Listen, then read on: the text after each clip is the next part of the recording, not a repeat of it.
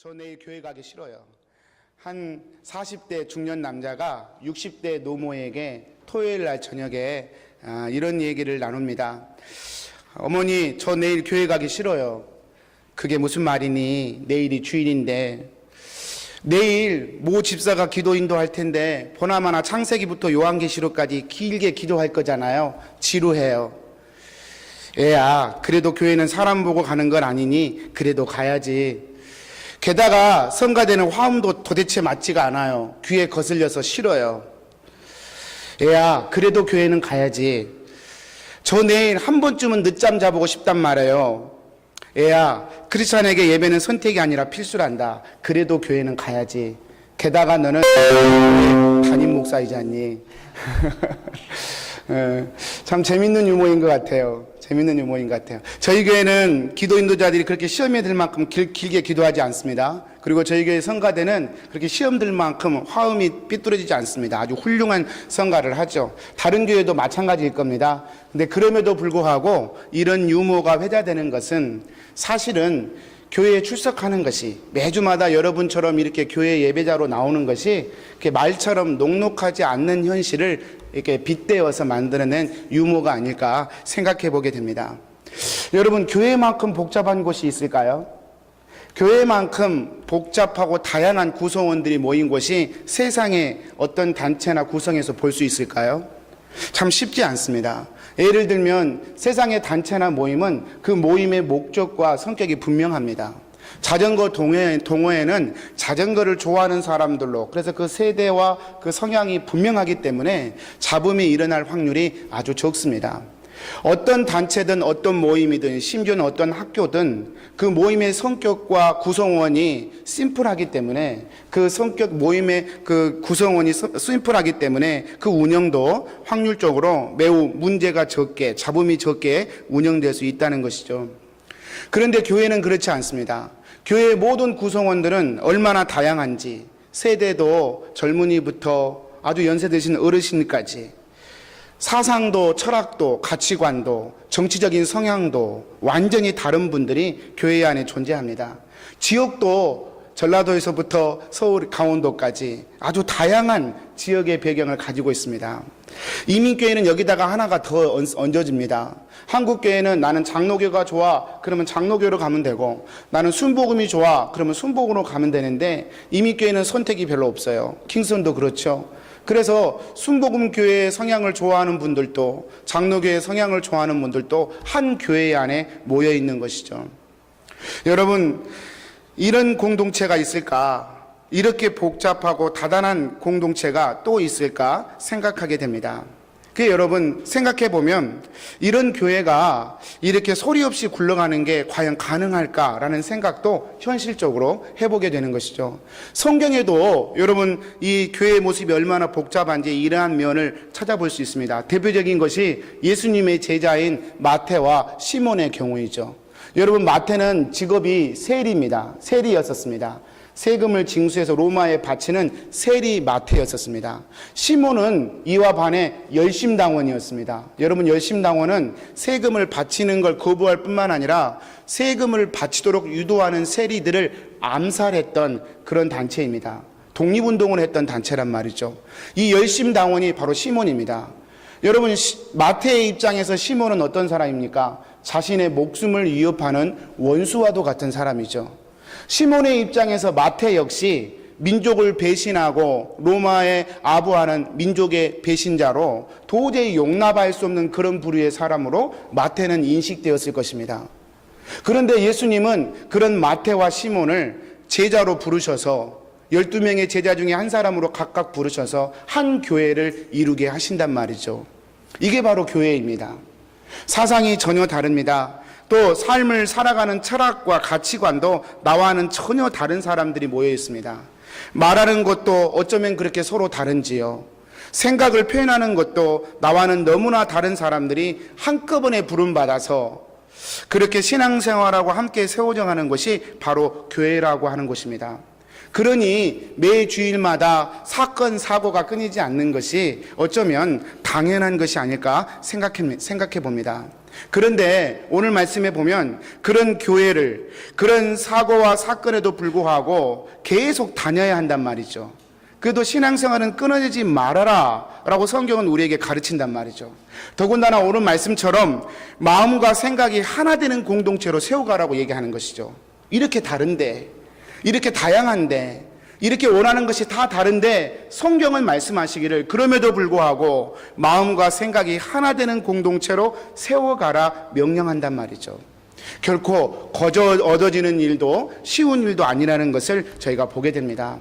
오늘 말씀을 통해서 교회의 분쟁의 원인이 무엇이고 그 해결책이 무엇인지 오늘 말씀에 국한해서 세 가지만 나누어서 제가 살펴보고자 합니다. 첫 번째로요, 분쟁은 교회의 생명력을 빼앗아 간다는 것입니다. 11절 말씀이죠. 우리 11절 말씀 같이 한번 스크린에 나와 있으니까요, 한 목소리로 읽어보겠습니다. 시작. 내 형제들아, 근로의 지편으로 너희에 대한 말이 내게 들리니 고인 너희 가운데 분쟁이 있다는 것이라. 여러분, 사도 바울이 1장 1절부터 9절까지 인사를 했어요. 축복하고 또 결론적인 확신을 선포했어요. 하나님의 교회니까 하나님이 완성시켜 가실 거야. 그러면서 이제 현실적인 문제들을 언급하는데 그 첫 번째 문제가 분쟁에 관한 이야기였습니다. 이것은 교회에 여러 가지 문제들이 있지만 이 교회에서 가장 현실적으로 시급하고 다급하게 해결해야 할 당면 과제가 분쟁이라는 사실을 의미하는 것이죠. 고린도 전서의 상황을 보면 1장 10절부터 4장 21절까지 이 분쟁에 대해서 다룹니다. 굉장히 긴 분량과 또 가장 첫 번째 이 분쟁의 문제를 놓음으로 분쟁의 문제가 교회 안에서 얼마나 심각한 문제인지를 드러내고 있죠.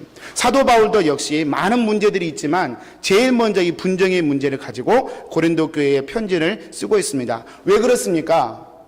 교회가 분쟁하면 교회의 생명력이 사라지기 때문에 그렇습니다.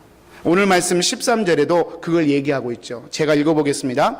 그리스도께서 어찌 나뉘었느냐? 나 바울이 너희를 위하여 십자가에 못 박혔으며 바울의 이름으로 너희가 세례를 받았느냐?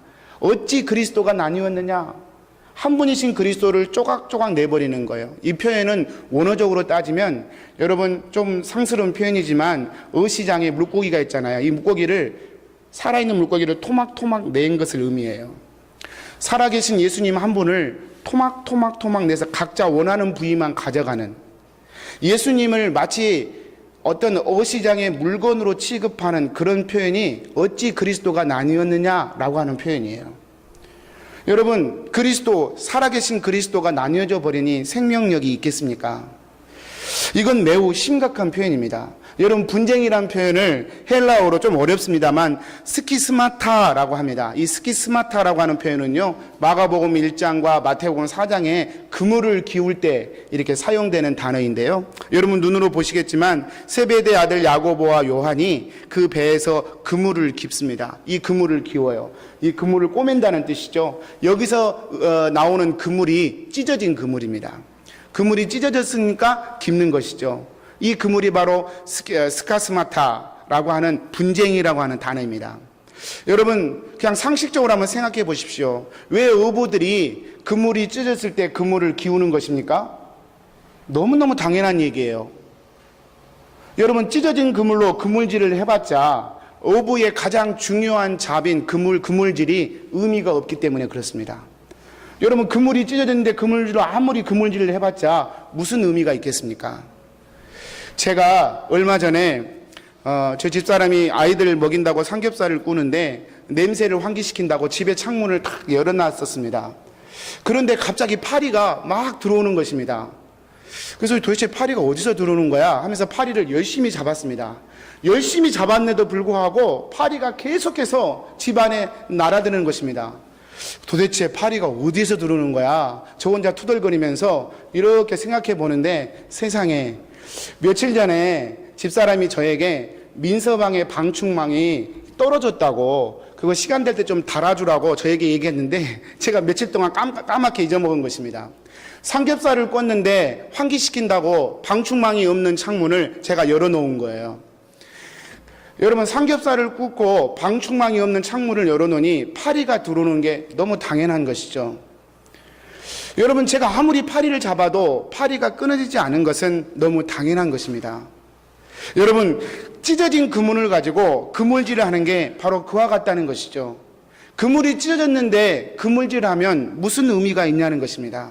찢어진 그물을 가지고 아무리 고기를 잡기 위해서 그물질을 해도 거기에는 그물질이 원하는 목적과 축복을 얻을 수 없는 것은 너무 당연한 이치라는 것이죠. 여러분, 교회의 분쟁이 바로 그와 같다는 것입니다.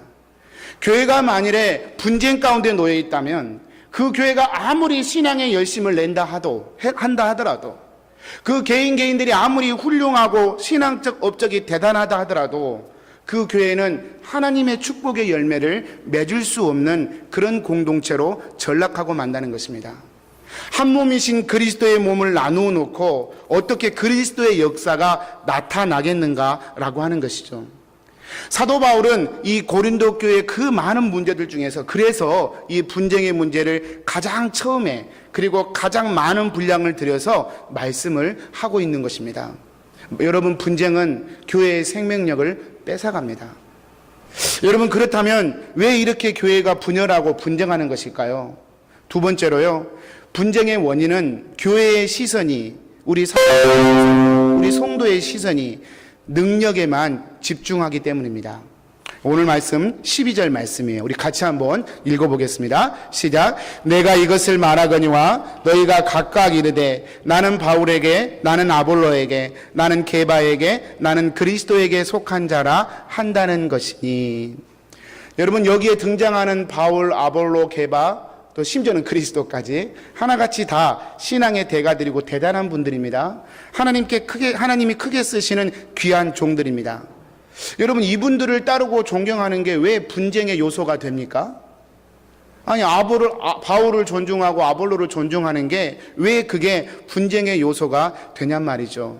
여러분, 여기에서 교회의 성격이 규정되는 거예요. 여러분, 교회는 사람의 능력으로 세워지는 것이 아니라 사랑으로 세워지는 공동체이기 때문에 그렇습니다. 여러분, 이 교회관이 능력 위주로 세워지면 교회는 필연적으로 분쟁하고 분열할 수밖에 없습니다. 여러분, 여기 앉아있는 저와 여러분 모두는 강점이 있고 단점이 있습니다. 장점이 있고 단점이 있습니다. 그래서 세상에서 소위 성공학에서는 성공하려고 그러면 장점을 극대화시켜야 된다, 그렇게 얘기합니다. 예를 들면 한 학생이 있는데 수학을 잘하고 음악을 완전히 못합니다. 그러면 이 학생이 성공하려면 어떻게 해야 되겠습니까? 못하는 음악을 끌어올려야 되겠습니까? 아닙니다. 잘하는 수학을 극대화시켜서 수학의 천재가 되는 게 세상에서 성공할 수 있는 더 유리한 길이 될 것입니다. 장점을 극대화시켜서 그 장점을 다른 사람보다 뛰어나게 만드는 것, 그게 세상과 사회가 요구하는 것이고 그것이 성공의 좋은 첩경이 되는 것이죠. 그래서 장점을 가지고 살아라, 장점을 개발하는 인생이 되라, 세상은 권면하는 것입니다. 이런 원리는 참으로 중요합니다. 그런데 여러분, 제가 한번 질문해 드리겠습니다. 세상과 사회, 직장에서는 이렇게 적용되지만 건강에서도 그렇게 똑같이 적용될까요? 건강에는 그렇지 않습니다. 여러분, 만약에 우리가 건강하기 위해서 예를 들면 심장은 튼튼하고 콩팥은 약합니다. 그러면 건강하기 위해서 우리가 해야 할 일은 무엇입니까?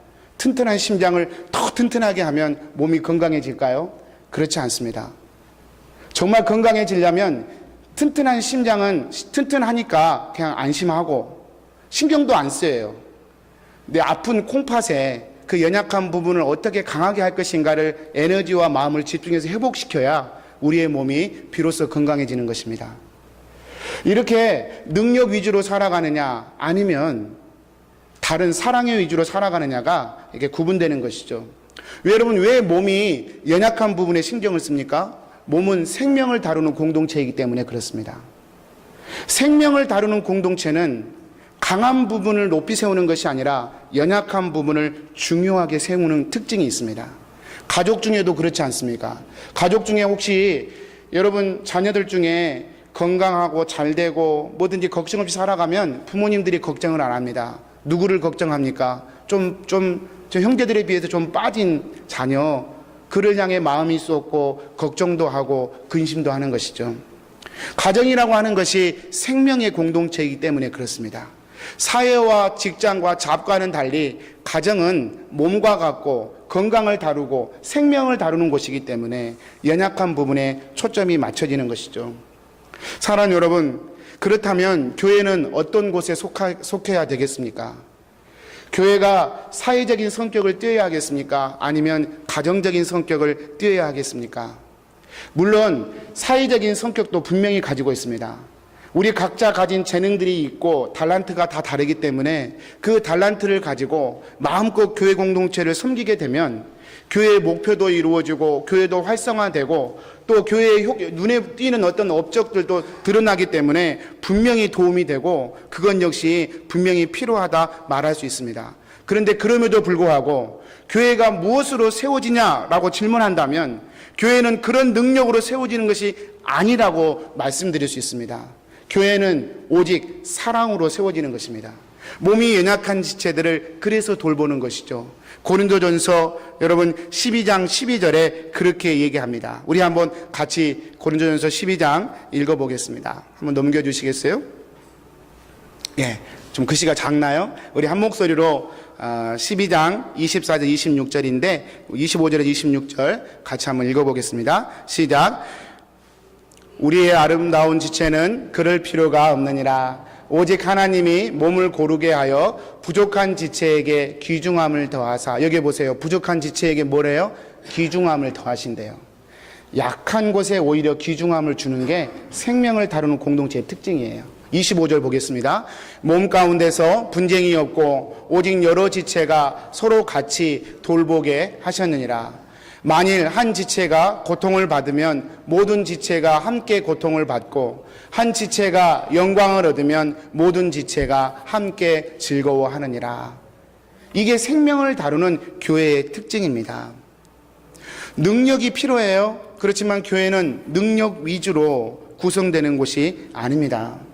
오히려 연약하고 부족한 이들에게 그리스도의 사랑을 흘려보내는 게 바로 교회인 것이죠. 여러분, 왜 고린도 교회가 나는 바울에게, 나는 아볼로에게, 게바에게, 심지어는 그리스도에게 속했다고 말하는 것이 분열하고 분쟁하는 요소가 되는 것입니까? 능력으로 해석하기 때문에 그렇습니다. 바울이 나를 분쟁의 요소로 삼아라 말하지 않았을 거예요. 게바도 아볼로도 그랬을 것입니다. 그런데 왜 사람들이 그렇게 따르는 것이 교회의 분쟁의 요소가 되는 것입니까? 그렇게 따르는 사람들이 그 사람이 말하는 본질을 보지 않고 그 사람의 능력을 추구하기 때문에 그렇습니다. 바울의 능력을 귀하게 여기는 사람은 바울의 능력만 눈에 보이는 거예요. 그래서 바울이 가르치는 것만 진짜고 아볼로가 말한 건 그건 가르침도 아니라고 생각하는 것입니다. 아볼로가 좋은 사람은 아볼로의 능력만 좋아지는 거예요. 그래서 다른 사람의 능력은 틀렸다라고 말하고 싶은 것입니다. 이렇게 능력 위주로 교회가 굴러가면 심지어는 그리스도, 여러분 그리스도의 기적과 이적도 여러분 원하는 가리키는 곳이 한 군데 있습니다. 그게 바로 그리스도의 십자가입니다. 그리스도의 십자가를 보지 못한 채 그리스도의 이적과 기적을 보면 그것만 가지고도 교회에 분쟁이 생긴다는 것입니다. 여러분 능력 위주로 교회가 구성되고 굴러가는 것, 그것은 필연적인 교회의 분쟁의 요소가 되고 그렇게 된다는 것이죠. 여러분 견지망월이라는 단어를 여러분은 아실 것입니다. 달을 가리키는 손가락이 있는데 달은 안 보고 손가락만 본다는 뜻이죠. 게바도 바울도 아볼로도 심지어는 그리스도의 이적과 기적도 하나님의 사랑을 가리키는 손가락일 뿐인데 그 달을 보지 않고 손가락만 보면서 그 능력에 취해 있으니 교회가 분열하고 분쟁하는 역사가 일어나게 되는 것입니다. 사랑하는 여러분, 교회는요, 이 시간 한번 딱 정리하셨으면 좋겠어요. 교회는 능력 위주로 구성되는 것이 아니라 사랑으로 구성되는 곳이다.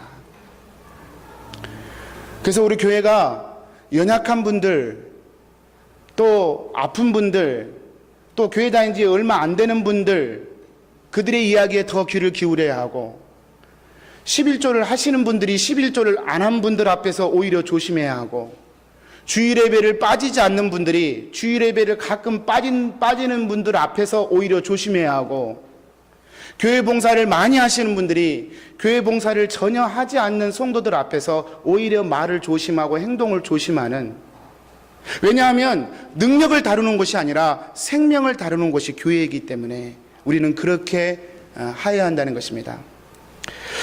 마지막으로요. 교회는 십자가 사랑만이 우리를 교회되게 한다는 것입니다. 여러분 17절 말씀인데 같이 한번 읽어보겠습니다. 시작. 그리스도께서 나를 보내심은 세례를 베풀려 하려 하심이 아니요 오직 복음을 전하게 하려 하심이로되 말의 지혜로 하지 아니함은 그리스도의 십자가가 헛되지 않게 하려 하심이라. 이게 사도 바울의 결론과 같은 이야기예요. 말의 지혜로 하지 아니함은 그리스도의 십자가가 헛되지 않게 하려 하심이라. 아무리 화려하고 대단한 업적을 쌓았다 해도요, 만약에 그 업적이 그리스도의 십자가를 헛되게 하는 것이라면 그것은 아무것도 아니라는 거예요. 왜 그렇습니까? 하나님은 우리를 교회로 세우실 때 우리의 어떤 능력이나 업적을 보고 우리를 세우신 것이 아니라 오직 그리스도의 십자가의 사랑으로 우리를 교회로 세우셨기 때문입니다. 어떤 교회에서 목사님이 이렇게 설교하는데 한 교인이 목사님 잠깐만 비껴보세요 그러시더래요. 왜요? 그랬더니 목사님 뚱뚱해서 뒤에 있는 십자가가 가리워져요. 농담으로 그러더랍니다. 여러분 한 교회에서 목사가 커서 뒤에 있는 십자가가 안 보인다면 그 교회는 하나님의 생명을 드러내는 교회라 말할 수 없죠. 목사뿐만 아니라 어떤 분이 교회를 위해 대단한 업적과 공로를 세웠다 해서 그분이 뒤에 있는 십자가를 가리고 서 있다면 그건 역시 매우 위험한 일이 될 것입니다. 그게 극단적으로 가면 사이비가 되는 것입니다. 여러분 그렇지 않습니다. 아까 말씀드렸지만 바울도 아볼로도 게바도 심지어는 그리스도의 이적과 기적의 모든 능력도 모두 예수님의 십자가의 사랑을 가리키기 위한 도구였을 뿐입니다. 마치 달을 가리키는 손가락처럼 말입니다. 여러분 이렇게 그리스도의 십자가로 하나님은 우리를 교회로 부르셨습니다. 내가 지금 교회에 다니게 된 것은 내가 교회에 무엇인가 이바지할 수 있는 능력이 있기 때문에 당당하게 교회에 다닐 수 있는 것이 아니라 또는 반대로 내가 교회에 이바지할 곳이 전혀 없어서 나는 교회에다가 할 말도 없고 말할 자격도 없다고 생각하는 그런 마음도 합당하지 않습니다. 저와 여러분이 교회의 구성원이 되고 교회에 다니게 되는 것은 우리의 어떤 업적이나 능력이 아니라 오직 그리스도 예수의 십자가의 보혈의 그 능력으로 그 사랑으로 교회로 부름받았기 때문입니다. 그저께 세기의 대결이라고 하는 복싱 경기가 있었습니다. 저는 다 보지 못하고 그냥 하이라이트만 봤는데요. 참 하이라이트도 그냥 흥미진진하게 보았던 기억이 있습니다. 맥그레이 선수는 원래는 UFC 격투기 선수죠. 또 마이웨더 선수는 49전 49승 무패. 지금까지 한 번도 져본 적이 없는 현존하는 지구상 최고의 복서라고 얘기합니다. 이 두 사람이 붙었어요. UFC 경기가 온몸을 쓰는 경기이고 보통 UFC는 3라운드 경기를 합니다. 3라운드 동안에 모든 에너지를 다 쏟는 거예요. 발도 쓰고 하여튼 몸의 모든 부위를 다 쓰는 게 UFC 경기입니다. 근데 이 맥그레이 선수가 그런 선수임에도 불구하고 이 마이웨더를 이겨보겠다고 복싱에서 도전장을 내밀었던 것이죠. 세기의 대결이 엊그저께 벌어졌는데요. 여러분도 아시다시피 마이웨더가 이겼습니다. 어쩌면 그건 당연한 거예요. 왜냐하면 맥그레이 선수는 이게 온몸을 써서 경기하는 선수였는데 그 손만 쓰고 상체만 써야 되니 어떻게 보면 손 하나 묶고 경기하는 것과 같죠.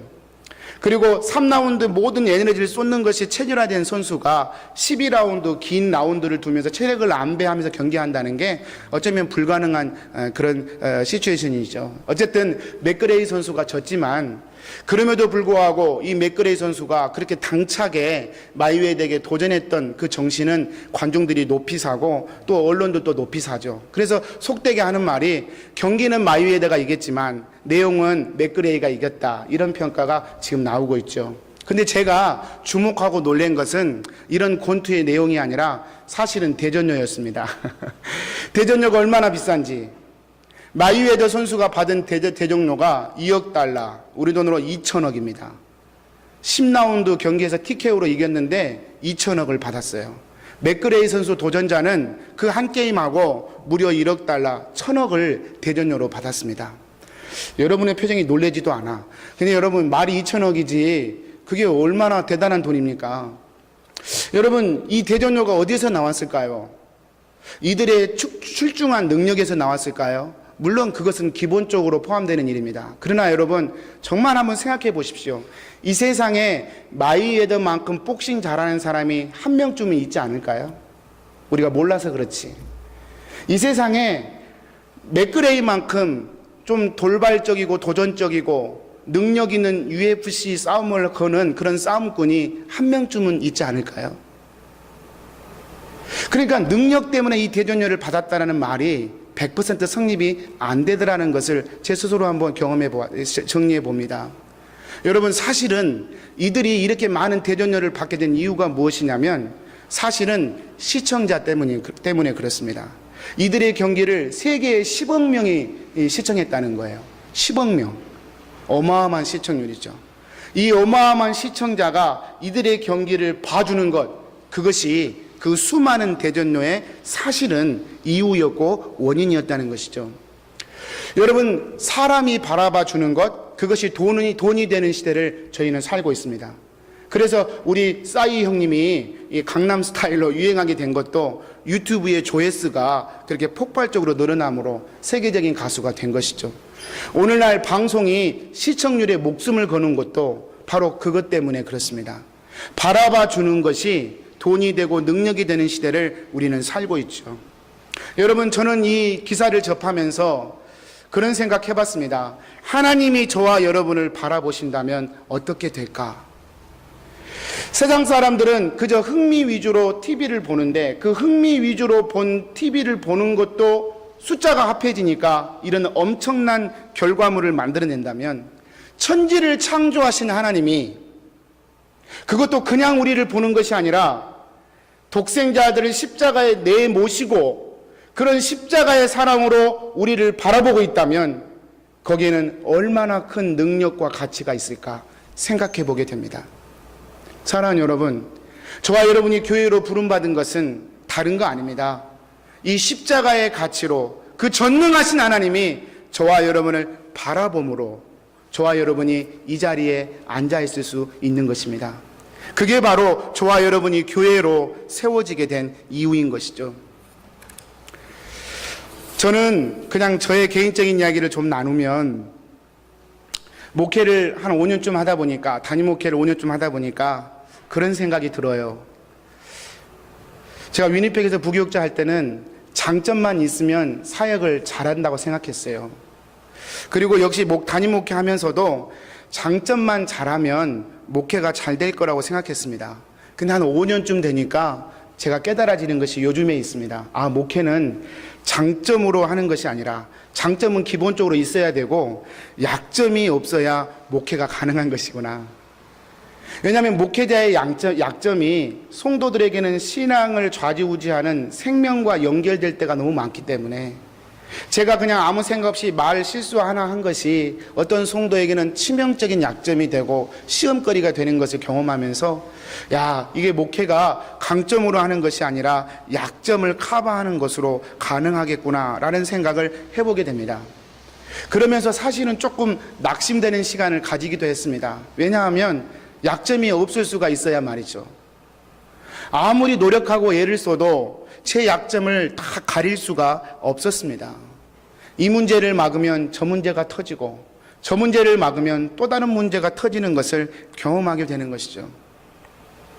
그러면서 제 마음속에 하나님이 주신 마음이 그것입니다. 물론 약점을 가리워야 목회할 수 있지만 약점을 다 가린다고 목회가 되는 것이 아니라 그럼에도 불구하고 내가 말씀을 여러분에게 전하고 내가 이렇게 강단에 서서 목회의 사명을 감당할 수 있는 것은 나의 강점도 약점도 아니라 그리스도의 사랑 때문이다 라고 하는 결론입니다. 그 하나님의 사랑이 믿어지기 때문에 저를 그리스도의 사랑으로 하나님의 교회로 부르신 그 사랑이 믿어지기 때문에 저를 그리스도의 사랑으로 킹선 한인교회에 보내주신 그 부르심이 믿어지기 때문에 그 믿음 하나로 오늘 또 이 자리에 감히 서게 되고 말씀을 전하게 됩니다. 사랑하는 성도님들, 주님의 이름으로 축복하고 권면합니다. 지금도 여러분이 이 자리에 서 계신 것은 십자가의 사랑 때문입니다. 그 사랑을 믿으십시오. 그 사랑을 여러분의 것으로 삼으십시오. 그리고 세상에 나가서 여러분의 교회됨을 이루어 가십시오. 여러분을 교회로 부르신 분은 하나님이시고 그 가치는 십자가의 가치입니다. 그러므로 여러분이 그 사랑으로 교회됨을 이루기 위해 세상에서 부딪히게 되는 수많은 문제와 아픔들 역시 하나님께서 그 사랑으로 덮으시고 또 때를 따라 치유하시고 회복시키는 은혜의 능력을 베푸실 것입니다. 말씀을 정리하겠습니다. 하나님이 그 십자가 사랑으로 저와 여러분과 함께 하십니다. 그것이 오늘 또 우리가 교회를 이루는 유일한 길이고 방법입니다.